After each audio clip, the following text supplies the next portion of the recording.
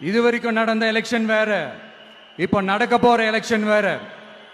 ஒவ்வொரு 5 இயர்ஸுக்கும் நடக்கிற எலெக்ஷன் மாதிரி இதை நினைச்சிடாதீங்க.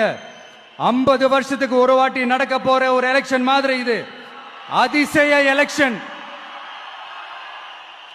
ஒரு எலெக்ஷன்ல அவங்களோட எதிரிகளை தான் எதிர்ப்பாங்க, அப்படிதான் எதிர்ப்பாங்க, அதுதான் யதார்த்தமும் கூட.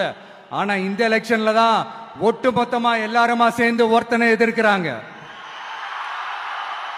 ஒட்டுமொத்தமா எல்லாருமா சேர்ந்து இந்த விஜயை எதிர்க்கிறாங்க. ஏன்னா இந்த விஜய் ஊழலை எதிர்க்கிறான், லஞ்சத்தை எதிர்க்கிறான், மக்களோட மக்களா நிக்கிறான். அந்த மக்கள் அவன் கூட நிக்கிறாங்க. அந்த காண்டு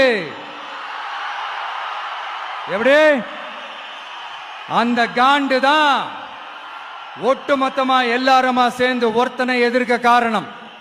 நீங்க எப்படி வேணா எதிர்த்துக்காங்க, ஆனா போட்டி 2 பேருக்கு நடுவில் உள்ளதான் ஒண்ணு. இன்னொன்னு